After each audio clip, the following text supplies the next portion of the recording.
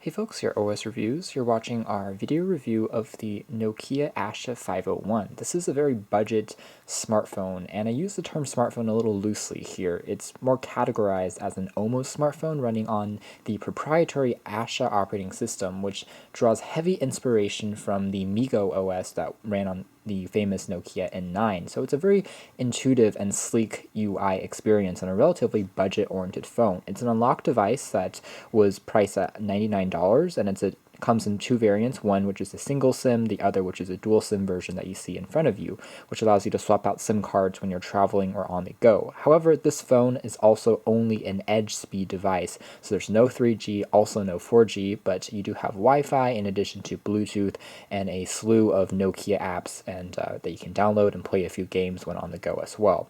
There are a few things on here which are kind of interesting to look at. For such a budget-oriented phone, Nokia did build in quite a bit of software that made it, again, very user-friendly, and there's also things like double tap to unlock and wake the screen. There's a few gestures that you use to swipe in and out of applications. There's multitasking, so those things are pretty interesting to find on such a low-cost device. Taking a first look at the construction of the hardware first, we have just a 3-inch display on the front. It's a TFT panel with a 320 by 240 resolution, so not great, but it is fairly bright and viewing angles are definitely acceptable. There's no also front-facing camera, which means that you can't use it for video conferencing apps, unfortunately. There's just one key down below here, which is the back key that you can use to go back from one screen, and you can also, of course, swipe from the edges of the display, just like on the Nokia N9, if you want to completely exit out of an application. The phone itself has a 12mm thickness, which is decently slim, and it's made out of this polycarbonate frame, which feels very substantial and solid. Reminds me a lot of other Nokia Lumia series phones, maybe running on Windows Phone OS, and so it definitely makes the phone seem more expensive than it really is. Also comes in a few other color variants if you're looking for a more vibrant image. The back features a 3.1 megapixel camera with autofocus, and the right-hand spine of the unit features volume rockers and a power on-off switch, which is pretty tactile and responsive. On the top, you have access to a micro USB port for charging, in addition to a 3.5mm headphone jack. Now, this phone is extremely power efficient and has an estimated standby time of over 52 days and over 17 hours of talk time, which is extremely long. And it's designed so that if you are in areas without access to electricity or you don't have a huge power bank with you, you can still use it for a long period of time. I'll also talk about how that plays in with the web browser and a few other web-enabled applications on this phone as well. So you can see here what's also unique about this phone is that there is this quick glance screen, which is an always-on screen, again very similar to Nokia N9, that displays your time as well as incoming notifications once those appear. It slowly rotates and bounces off the edges of the display to prevent any LCD burning. Afterwards, if I simply tap on this, we can wake it up and we're greeted to just this main lock screen, which just again like on MeeGo, I can simply swipe from the edges of the display left or right to completely exit out of this and be greeted to my main UI home screen. So taking a quick look here, we'll see that there's all the common facets you'll find on most modern-day smartphones, including a drag-down notification drawer that allows you to swap between profiles, as well as turning Wi-Fi, Bluetooth connectivity on or off. There's also time and date settings in addition to SIM card network settings. Below here, you have access to all of your applications, and it's a vertically scrolling drawer that will grow longer and longer depending on how many apps you install.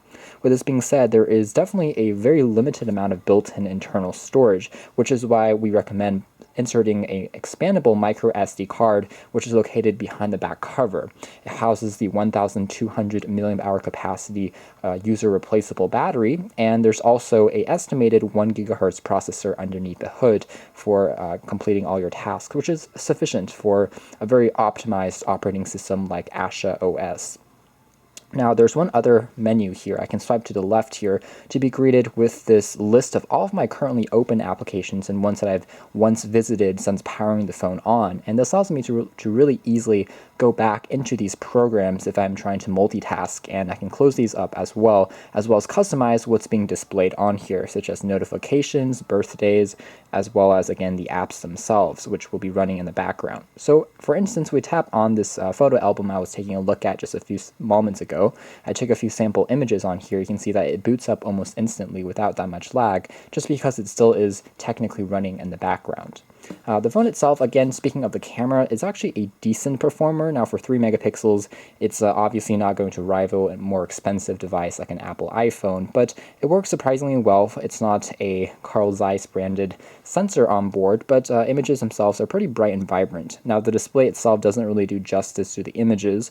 You have the best quality after you load them off onto a computer, Mac or PC, but as you start zooming in, you notice that there is definitely more detail. It takes a few seconds for the phone screen to refresh and display that, and it does this because of compression, and again, that makes the phone really fast and also reduces the battery usage on the unit when you are running through your application. So not too bad as long as you have decent lighting in the room. I can swipe up from the drawer here to have access to a few options, such as setting this as a lock screen or home screen profile. I can also add this to my images and send it to friends and family via an SMS text message. Tapping on back, we're graded to again to the screen. I can go through albums, swap it back and forth between SD cards and internal memory, so on and so forth. So that's basically the camera, a decent performer, and there's also one other trick that the Asha 501 has, or I should say the Asha operating system. From this main screen, I can also drag from the top or scroll to the top here to open up the camera app automatically. And here there are a few gestures you can use to automatically swipe between both the camera or video recording modes, which is pretty clever. So as you can see here, this is the application, and from this, I can swipe to the right to access the camcorder, swipe to the left to access the camera, and once more to the left to view my last taken image. And from this specific drawer, I can also tap once to take an image, in addition to tap on kind of back there to get out of it, and also go into settings to adjust things like resolution, contrast ratio, and other filters I might want to apply to my images. So it's pretty easy and again, very intuitive to use. So for other things such as phone quality, the Asha 501 is predictably excellent. It's meant as a phone first, and it has an excellent microphone on board that has a bit of passive noise cancellation as well. So if there's some background sounds, you can still hear where your caller is saying. And we had no issues in terms of reception when testing it out with AT&T and T-Mobile here in the United States. That said, again, it's really limited to a slower connection speed, so you're not going to be browsing the web too much if you want to use data connectivity with your SIM card. So after exiting out of this, again, I can swipe left or right simply just to exit, and just like on Miko, that will then show up onto the notification shade drawer on the right here. So you can see, all my currently open apps, such as the images, the albums that I opened up a few seconds ago. So that's showing up on the top here, and it consolidates all of these things so that the most recent open apps will always be displayed near the top of the screen. So taking a closer look at some of the apps that you get on here, there's definitely a few bloatware and preloaded apps from Nokia. Some of them are useful, some that you can uninstall if you want to, and mostly that includes trial versions of a few games, inclusive of a Bubble Breaker. There's some other tutorials on here, a fashion guide that's also tutorials, and there's also a Assassin's Creed game, which is also a tutorial. Other than that, you get a few connectivity options on here, such as direct shortcuts to Facebook, WhatsApp, as well as Twitter, and you can download more through the App Store here. It's not the OV App Store, but it's a nice selection of apps that's you can find for more productivity uses, such as adding a few text document readers, PDF readers, as well as more navigation services if you want to use that as well. So otherwise, there's pretty standard Nokia apps for things like the gallery, the music player. There's an alarm, which I wanted to show really quick because you can see the UI here is definitely very customized, and it's a beautiful look. You can see from the rounded corners on the edges here to the way that the clock looks. Everything just looks beautiful, and it's very similar to the N9, which is why we loved it. Everything just seems to have a ton of attention to detail, and everything just works. Even in here with just adjusting the clock, there's haptic feedback on this phone, which means that the phone vibrates slightly to give you the sensation as if you're actually pressing a real button. So every single time I'm changing this by 1 minute, it's vibrating and giving me these very micro vibrations that offers a tactile feedback to something that you do on a touchscreen display. Otherwise, again, there's things like a basic note client that you can use to take a quick look at the keyboard, and the keyboard itself is actually decent as well. For a phone that only has a 3-inch display, My main concern with texting and text entry was that the screen would be really too small, and I was afraid that Nokia would skimp on a more expensive touchscreen panel and make the experience unresponsive. However, those fears were mostly alleviated with a bit of trial and error, and I found that the screen itself is actually very responsive, like more expensive Nokia Lumia phones that we've tested in the past. You can type out pretty quickly, and it supports multi-touch as well, which means that you can type out multiple texts at the same time without any issues of lag. And there's also predictive text entry that shows you, whatever word maybe you're trying to tap on or type on for a quicker text entry experience. And since this one was really meant as an international phone that you could find in countries like India or China, it also comes included with a number of preloaded keyboard options. So if you are traveling or giving this as a gift to family members internationally, it comes supported with a wide range of languages as well, which is nice to see. So let's exit out of this application. Other services on here include a basic calculator app. There's OneDrive support and FM radio that requires you to plug in a pair of headphones on the top for the reception. This is a pretty clever move since it doesn't block when you have the phone in your pocket. There's also a voice recorder client on here, additional apps you can download, opens up the web browser, a weather client app, files that you can check out, and essentially that's it. So a pretty clean overall experience. You can see the memo pad is shown up on the top here. Otherwise, I would have to say that the battery life indeed is quite good. Wi-Fi reception is pretty strong, and one of the points I wanted to really go back and make was how optimized the browser is. It makes use of this compression algorithm that also passes through Nokia's Asha servers, so it reduces the amount of data the phone has to process by over 90%, and that's the claim.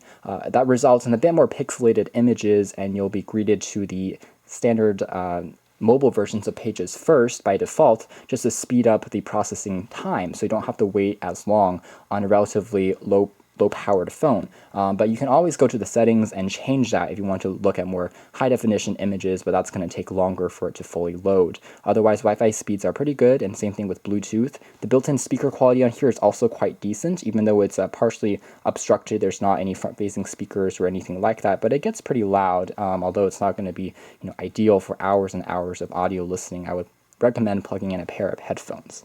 So essentially that's it. That's the Nokia Asha 501. I think this is it's a cute looking, it's a pretty small and petite phone by 2017 standards, but it's also not that small in the sense it's not like the HP Veer where it's a tiny, tiny phone. So if I have it next to something like the N9, for instance, you get a bit more of a size comparison and see that it's not unusable. Here is an older phone, the Moto Charm, and you can see it's about the same in terms of height. So it's not a tiny phone. It actually feels pretty substantial again in the hand and slips very easily into pockets as well as backpacks, which is nice. And again, the build quality here is solid, and it seems like something that will last you for quite a while. So excellent build in terms of the hardware. So if we end this video just by a last look, I guess, at the settings drawer here, you can take a look at things that you can turn on or off, such as Bluetooth, dual SIM settings, background apps that you can change, the vibration settings, lock screen, and a fast lane, which is the screen that you saw that had all your consolidated open apps for multitasking. So you can change what you want to display there, such as alarms, calls, installed apps, or messages. Notifications you can change. There isn't an ambient light sensor, so you have to adjust the brightness settings by yourself.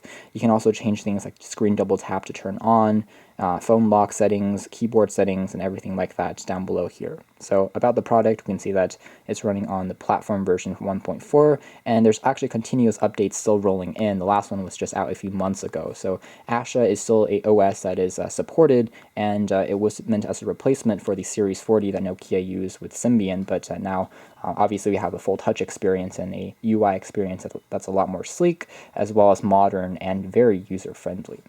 So at the end of the day, the Nokia Asha 501 is actually a pretty good phone. I think that at $100 it is a little bit expensive. There's comparable budget-oriented Android phones that arguably give you better value for your money. But if you're looking for a secondary phone and you want something that's unlocked, also something that's very easy to use, and you don't care about having the greatest amount of apps in the world, you also don't need the fastest phone, just want something with good call quality and very long battery life, this might be something that you want to take a closer look at. It's built very well, it performs well, and the UI and operating system are both unique aspects that you don't get with other phones currently on the market. So this is actually pretty exciting to see from this perspective. So anyways, guys, this has been a quick video review of the Nokia Asha 501. This is a pretty interesting Asha OS powered semi-smartphone, or I should say really just a smartphone. Thanks for watching here at OS Reviews.